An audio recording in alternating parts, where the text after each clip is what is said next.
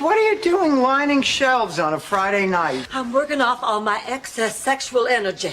Ever wonder which sitcoms from the 70s and 80s went on way too long? The truth is, what started as iconic shows ended up stretching too far, with storylines getting stale and characters growing tired. Buckle up, because here are 13 sitcoms from the 70s and 80s that just couldn't call it quits. Full House. All right, who wants a cookie? Come on. Watch the hair. Full House wasn't just a TV show, it was a family institution. From the start, it was the ultimate feel-good sitcom, capturing the hearts of viewers with its wholesome family values, quirky characters, and iconic moments. The Tanners, led by widowed dad Danny, his brother-in-law Jesse, and their best friend Joey, were the picture of 80s family life. The show was easy to love, especially with the adorable Michelle Tanner, whose catchphrases became instantly recognizable. But as the seasons wore on, the charm of Full House began to fade. What had been a show about a unique family dynamic quickly turned into a series of increasingly predictable and formulaic storylines. The children grew up, but the plot lines didn't grow with them. The same jokes, recycled scenarios, and sentimental moments began to feel tired. The show seemed to rely more on nostalgia rather than fresh ideas to keep fans engaged. By the time Full House hit its later seasons, it was clear that the magic of the early days was long gone. The chemistry between the characters, once so natural and heartwarming, began to feel forced. The stories became less relatable, with over-the-top situations that stretched the limits of plausibility. The focus shifted more to slapstick humor, with Michelle's over-the-top antics and increasingly ridiculous setups, as if the show had run out of new ways to entertain. In its final stretch, Full House became a caricature of itself, using the same tricks over and over to milk the last bits of its original appeal. While still a fan favorite for many, the show had long overstayed its welcome, leaving viewers wondering why it wasn't wrapped up sooner, before the sentimental moments turned into a predictable formula. But that wasn't the only sitcom that held on too long. Cheers. Yeah.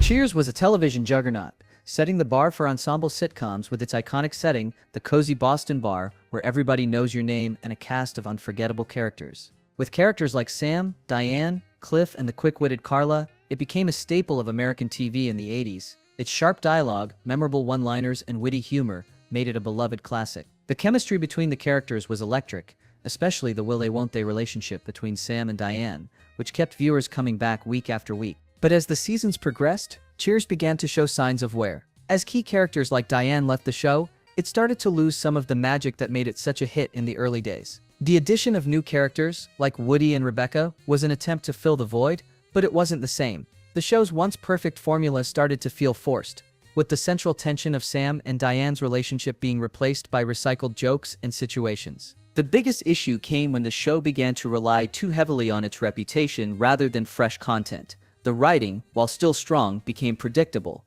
and the show's formula of witty banter and romantic tension began to feel stale. Cheers had run its course, but the show's continued success and fanbase led to more seasons, despite its clear decline in quality. By the end, the once vibrant characters had turned into shadows of their former selves, and the show had lost much of what made it great. While Cheers remains a beloved classic, it became clear in its later seasons that the show had overstayed its welcome, clinging to nostalgia rather than evolving with the times. 3. The Golden Girls. By the way, is that Ms. Zbornak or Mrs.? I'm hoping it's Ms. Well, yes.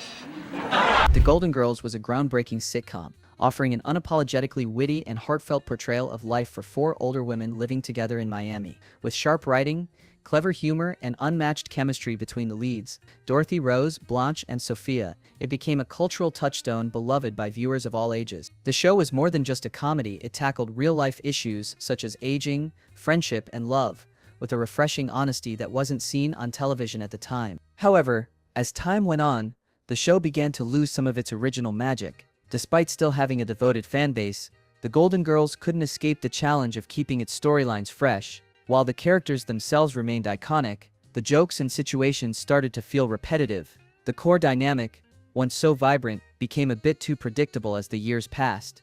The show had to rely more on guest stars and outside gimmicks to keep things interesting, and the focus on their zany antics often overshadowed the more meaningful moments that had originally made the show so special. When B. Arthur Dorothy left the show, it marked a turning point.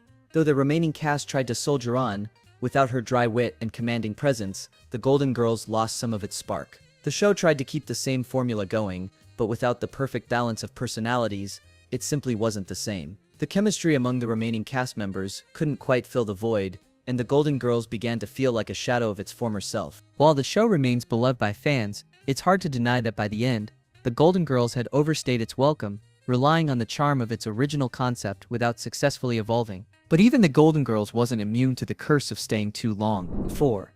Mork and Mindy. Okay, Your turn, not me. You turn. okay, sweetie, here we go. Mork and Mindy burst onto the scene in 1978, largely due to the unstoppable energy and unique comedic style of Robin Williams. The show's premise, an alien Mork sent from the planet Ork to Earth, living with the quirky Mindy, was fresh, unpredictable, and allowed Williams to showcase his rapid-fire humor and improvisational genius. In its early seasons, it was a smash hit, making Williams a household name and delivering one of the most beloved, eccentric performances in TV history. However, as time went on, Mork and Mindy began to lose its way. While the first seasons were an unpredictable roller coaster, the show quickly started to run out of ideas. With the novelty of Mork's out-of-this-world antics wearing thin, the writers had to stretch the premise further and further.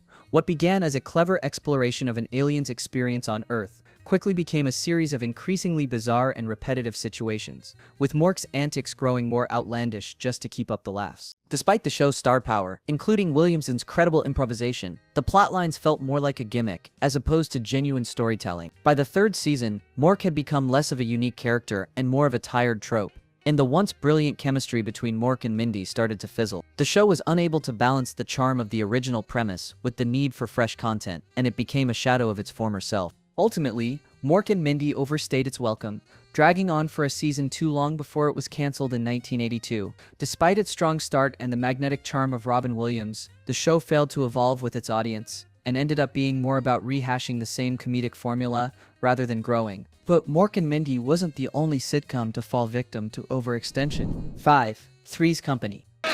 Nothing? Oh, don't give me that. I heard. Rub-a-dub-dub, come hop in my tub. Three's Company was one of the most iconic sitcoms of the late 70s and early 80s, known for its risque humor, outrageous misunderstandings, and the lovable trio of Jack, Janet, and Chrissy. Set in a shared apartment, the show thrived on slapstick comedy, sexual innuendos, and its farcical premise of a man pretending to be gay in order to live with two women. The chemistry between the three lead characters, particularly John Ritter's portrayal of Jack Tripper, made the show incredibly popular. However, as the seasons progressed, Three's Company began to show signs of wear. The basic formula of misunderstandings, mistaken identities, and comedic confusion became repetitive, relying on the same jokes over and over. Characters began to feel more like caricatures, and the storylines grew increasingly far-fetched. With Chrissy and later Cindy leaving the show, the new characters like Terry failed to capture the same magic, leaving a noticeable void. The show's reliance on its core premise, the absurdity of Jack's situation, was stretched thin, and the humor began to feel forced. What was once a fresh, boundary-pushing comedy became a predictable routine, with the same jokes recycled in every episode. By the time the show hit its final seasons, it had outlived its appeal, with viewers growing tired of the same tired formula and character dynamics. Though Three's Company remains a classic for many, the show had definitely overstayed its welcome, relying on old tricks rather than evolving with its audience. But Three's Company wasn't the only sitcom to exhaust its potential. 6. Happy Days. I want you to touch each step.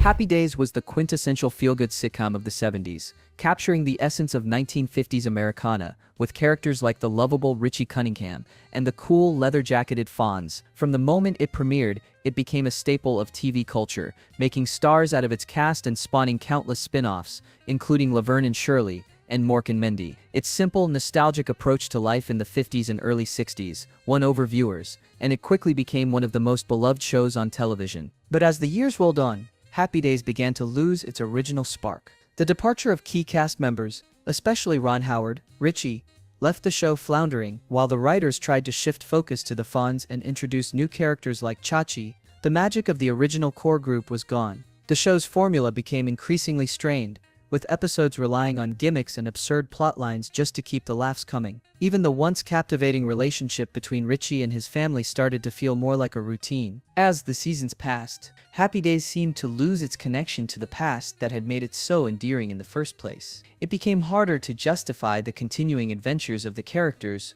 when the dynamics felt tired and the storylines were increasingly predictable. The introduction of oddball elements, like the Fonz jumping over a shark on water skis, became a symbol of how far the show had strayed from its roots. The phrase "jump the shark" was coined from this very moment, marking the point when the show lost its credibility. By the time Happy Days wrapped up, it was clear that the show had overstayed its welcome. The core heart of what made it special had long since faded, and the final seasons were simply a shadow of its former self. But Happy Days wasn't the only iconic show to lose its way. 7. Laverne and Shirley. Hey, Cheryl, why don't you split?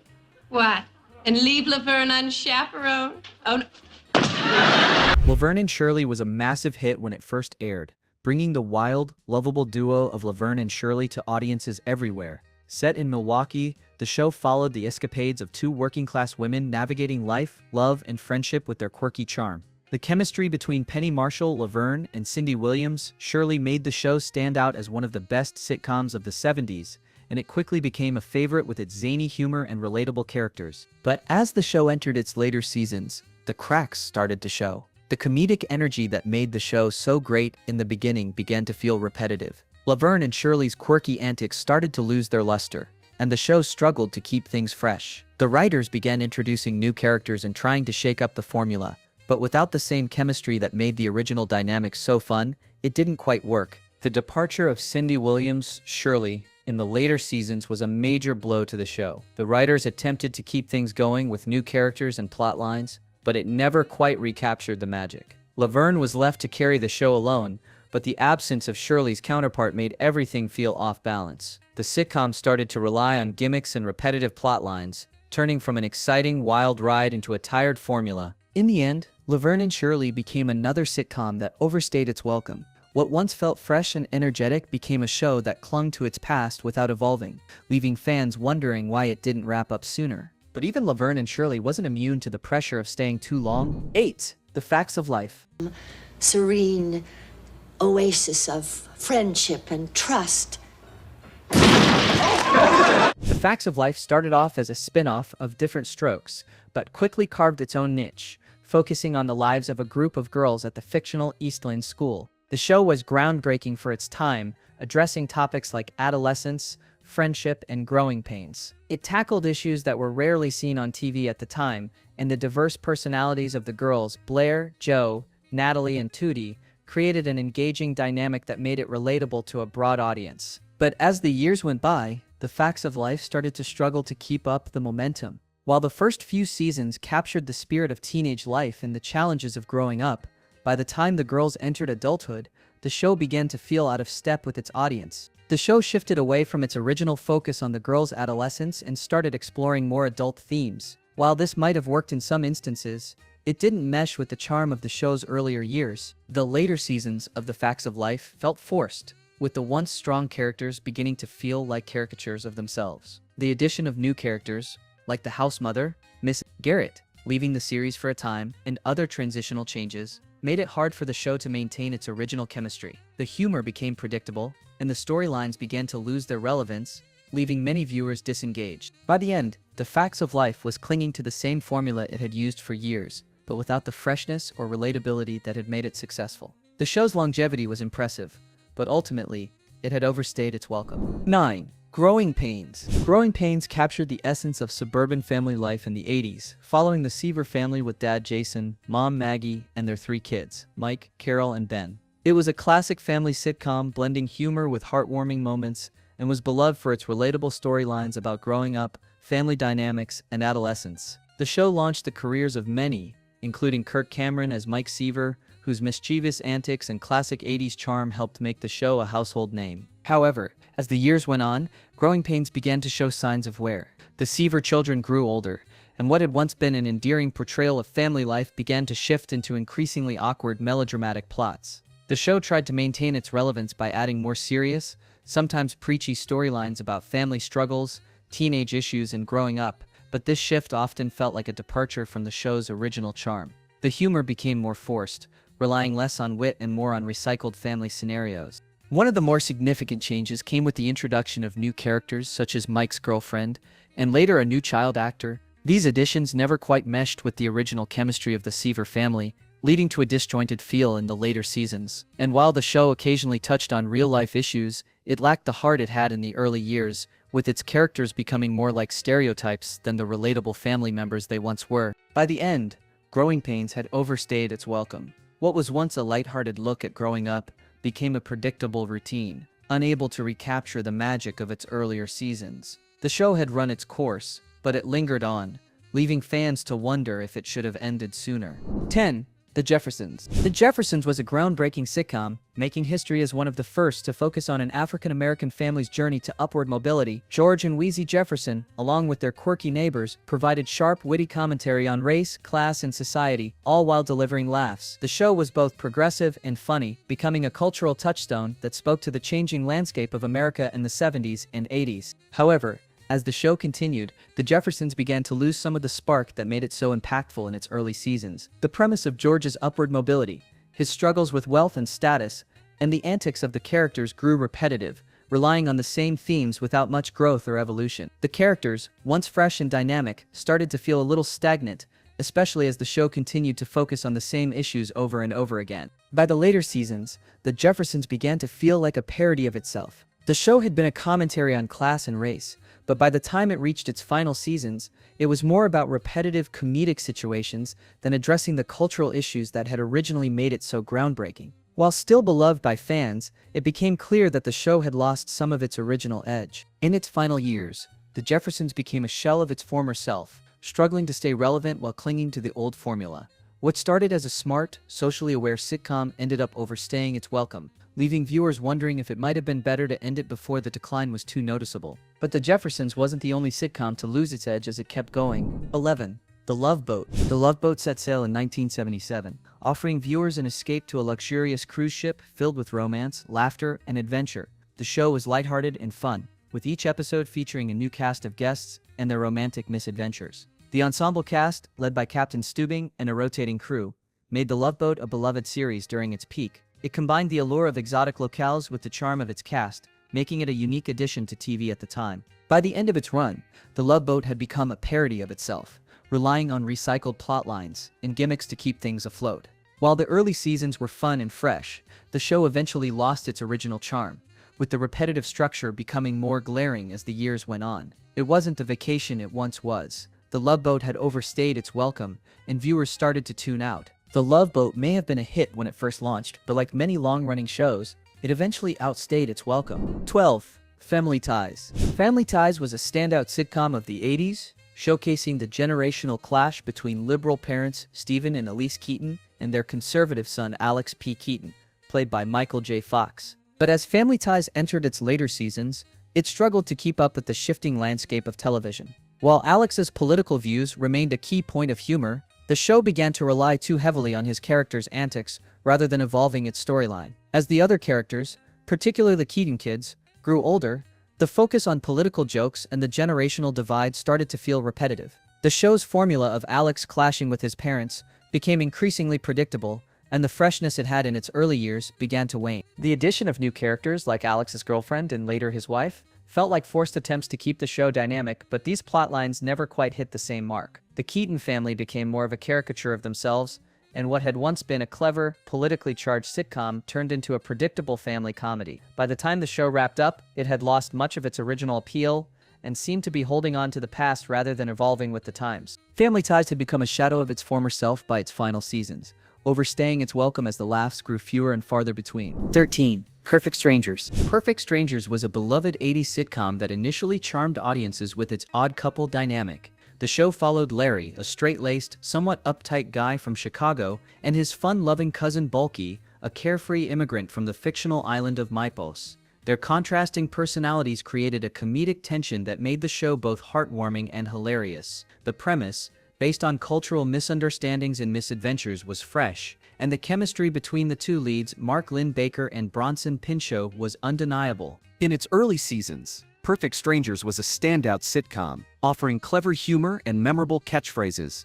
Like Balky's, well, of course. The oddball relationship between Larry and Balky was a perfect mix of physical comedy and witty dialogue. The show was also great at balancing its absurd humor with moments of real heart, creating a formula that had viewers coming back week after week. The seasons went on. Perfect Strangers began to lose its magic. The show's premise, Larry constantly having to rein in Balky's naive and often outlandish behavior, grew repetitive. The humor, which once felt fresh, started to feel more like a formula, with each episode following the same pattern. Balky does something crazy, Larry gets frustrated, and then they resolve it with a laugh. The initial charm of the characters started to wear thin, as there wasn't much evolution in their dynamic. It felt like the show was running out of new material, yet it kept chugging along. By the time the later seasons rolled around, Perfect Strangers was leaning heavily on the same jokes and plotlines that had worked in the beginning, but it had lost the energy that made it fun. Even the arrival of new characters and storylines couldn't shake the feeling that the show had overstayed its welcome. The characters felt more like caricatures of their original selves,